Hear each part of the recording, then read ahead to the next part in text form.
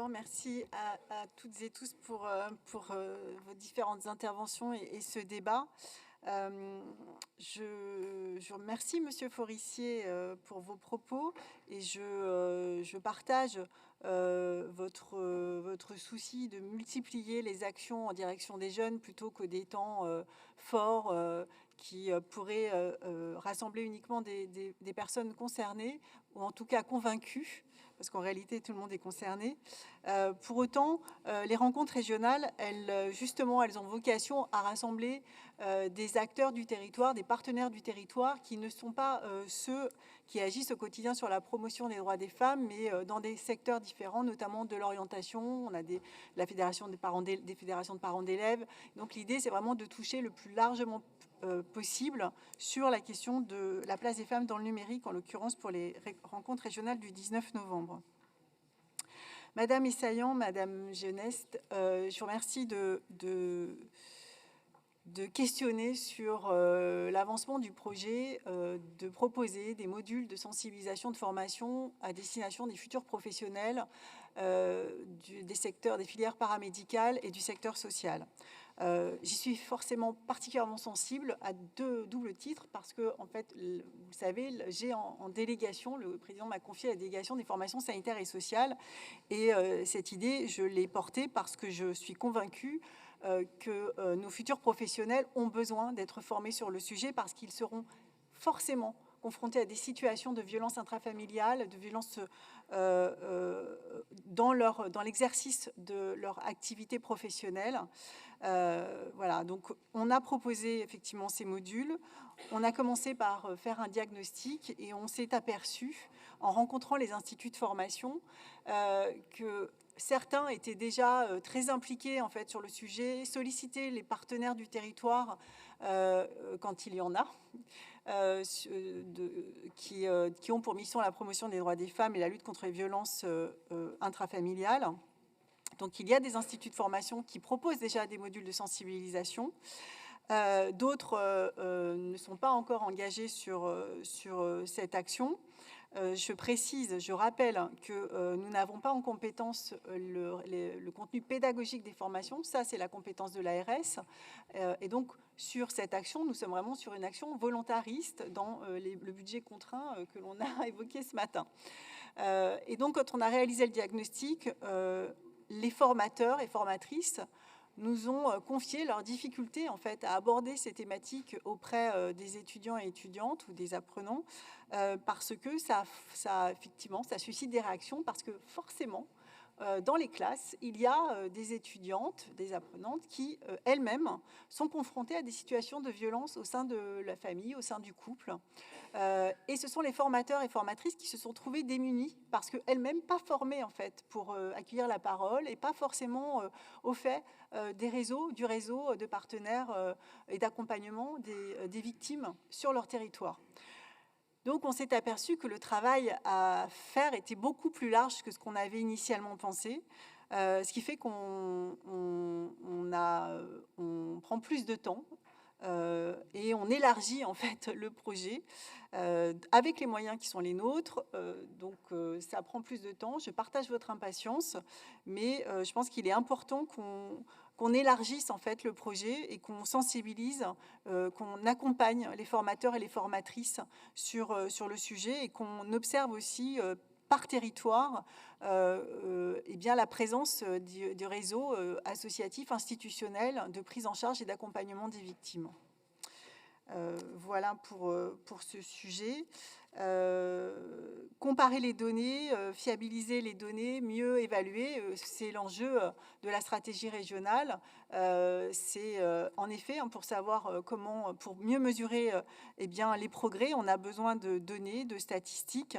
Et là aussi, c'est l'engagement de l'administration. Donc, c'est un long travail. Il ne s'agit pas de multiplier les données, de se noyer dans des statistiques. Donc, il faut vraiment, politique par politique, eh bien, définir quelles sont les données dont nous avons réellement besoin pour mesurer les efforts pour faire progresser l'égalité femmes-hommes. Sur la féminisation des métiers dans le numérique, je crois que Romain Mercier a largement répondu, je ne vais pas en rajouter.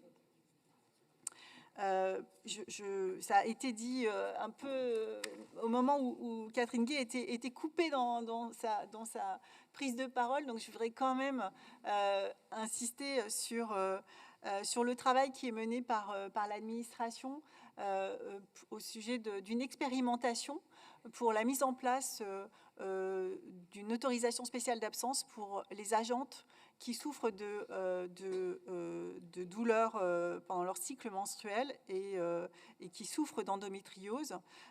Évidemment, sous couvert d'un certificat médical annuel, elles vont pouvoir bénéficier de journées d'autorisation spéciale d'absence pour passer ces périodes douloureuses qui forcément les pénalisent pendant les journées de travail. C'est vraiment une expérimentation. Voilà, je crois qu'on peut être très fier de cette initiative. En attendant, évidemment, une mesure nationale sur le sujet, parce qu'en fait, en réalité, ce sont toutes les femmes qui sont concernées et cette action, cette mesure ne devrait pas se limiter au Conseil régional. S'agissant de l'égaconditionnalité, Madame Geneste, il ne faut pas avoir peur de l'égaconditionnalité.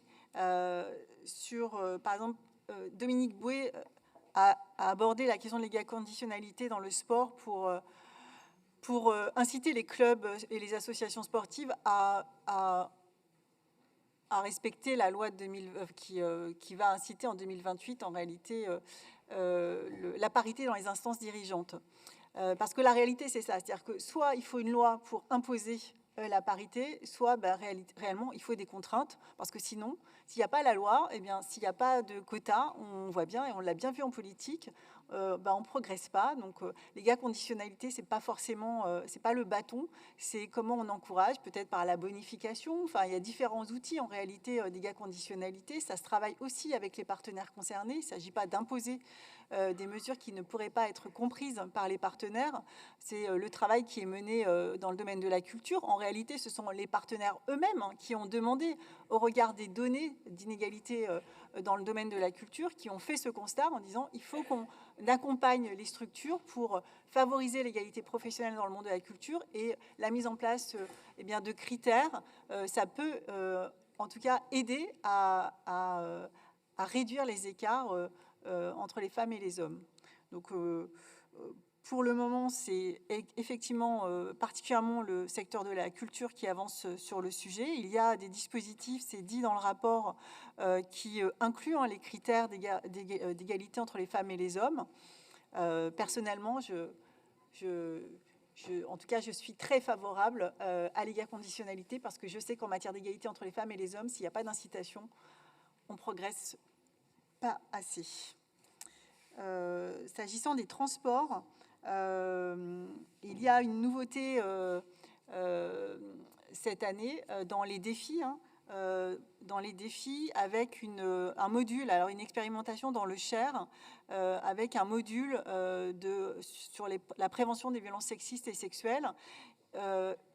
L'enjeu, c'est bien sûr d'outiller les conducteurs et conductrices sur comment réagir quand dans le car, dans le bus, ils et elles sont confrontés à une situation de harcèlement ou d'agression sexiste ou sexuelle. Comment réagir sans être des gendarmes, c'est pas ce qu'on leur demande, quelles sont les bonnes réactions. Et donc ça, c'est un premier enjeu. Et un autre enjeu, c'est elles-mêmes, en tant que conductrices, même en tant que conducteurs, peuvent être confrontées à des situations de harcèlement sexiste. Donc, comment réagir, vers qui s'adresser, etc. Donc, c'est une expérimentation dans le Cher.